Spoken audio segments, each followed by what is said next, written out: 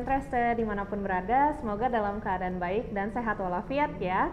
Kali ini kita mau berbagi beberapa tips untuk membantu teman-teman meningkatkan kemampuan bahasa Inggris teman-teman, supaya lebih mudah dan juga lebih cepat, lebih terarah juga. Tip pertama, tentukan topik yang sesuai kebutuhan teman-teman, kemudian carilah input atau referensi yang sesuai.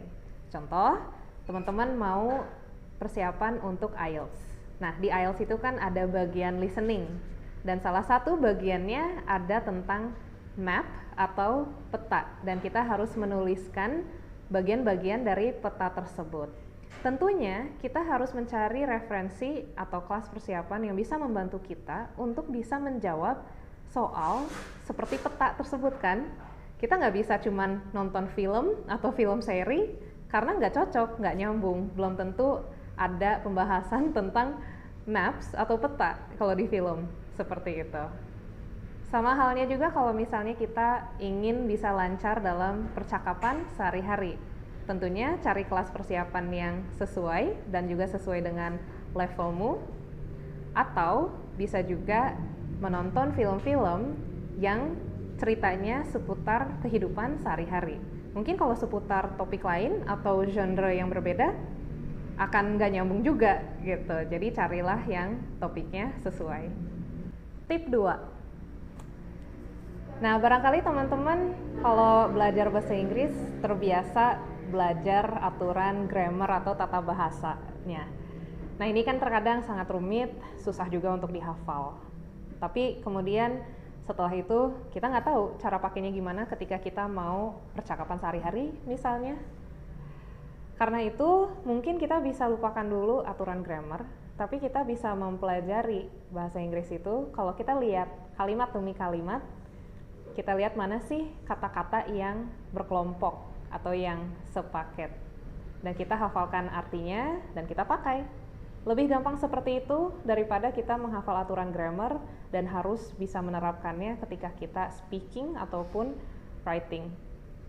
Contoh ya, misalnya saya mau bilang, saya sudah menonton film tersebut. Dalam bahasa Inggris, kita bisa bilang, I have seen the movie. Daripada kita capek-capek belajar grammar have seen, yaitu present perfect, kemudian have, has, verb 3, verb ed itu present perfect, artinya telah. Mungkin akan lebih mudah kalau kita yang penting tahu bahwa have ini artinya telah, kemudian seen artinya melihat atau menonton dan berpasangan dengan kata have. Jadi I have seen, saya sudah menonton. Ya sudah, itu sudah cukup mudah untuk dilakukan. Nah, tip terakhir, tip yang ketiga, yaitu be consistent. Kita harus konsisten. Yang namanya bahasa, kalau kita lama nggak gunakan, itu bisa menguap atau lupa. Dan ketika kita mau belajar lagi, mulai belajar lagi, itu berasa udah lupa semua, jadi harus mulai lagi dari nol. Jadi kita harus konsisten setiap hari, mau itu cuma 5 menit, tapi kita nonton sesuatu, baca sesuatu, belajar kosakata baru, latihan, meskipun hanya sebentar, daripada kita misalnya berapa hari langsung sekaligus berapa jam, kemudian seminggu 2 minggu nggak belajar sama sekali, atau nggak latihan sama sekali, atau tidak baca atau nonton sama sekali dalam bahasa Inggris, kemudian setelah itu kita akan lupa semuanya.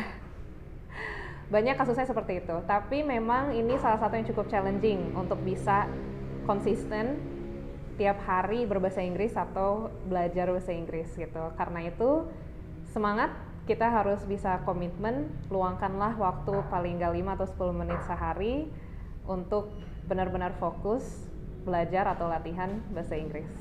Nah, Sobat Interested, itu baru 3 tips yang bisa kita bagikan. Masih banyak tips lainnya, so stay tune di video-video selanjutnya.